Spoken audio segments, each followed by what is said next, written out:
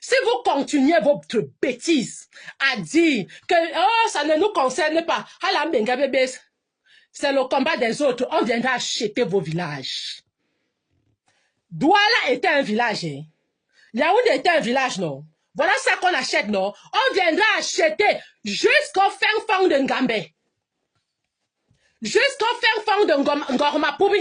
On viendra acheter là-bas. Même les tombes de vos ancêtres seront achetées.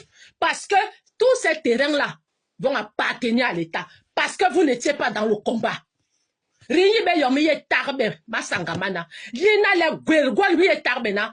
c'est l'heure du sagat.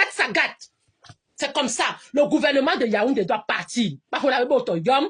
Un groupuscule de personnes qui se sont associées pour détruire la jeunesse camerounaise, pour détruire la population camerounaise. Moindre chose. Dès que tu as un petit talent comme ça, et que tu peux faire quelque chose,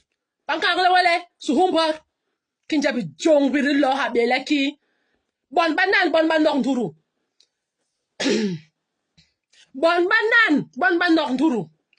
Eh, pendant ce temps, les autres qui sont en Europe sont gaillardement assis, profitant de la sécurité sociale, profitant des aides de l'État, vivant dans de bonnes conditions, pour dire aux autres que ne sortez pas. Vous avez l'argent pour leur donner? Pour qu'eux aussi soient comme vous? Les enfants se lèvent pour se battre pour leur avenir. Vous nous avez trompés. Mais bon, peuple Bassa, vous avez trompé ma génération.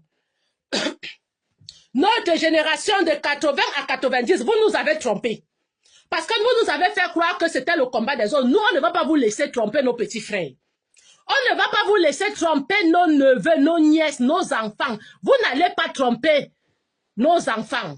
On va les laisser aller combattre, aller arracher votre liberté. Biya doit partir. Paul Biya doit partir avec toute sa bande. Ils doivent partir.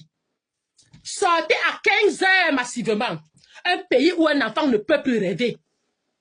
Un pays où, c'est-à-dire, des choses machiavéliques sont partout. Quand tu arrives au Cameroun, tu as l'impression d'arriver dans le temple du diable.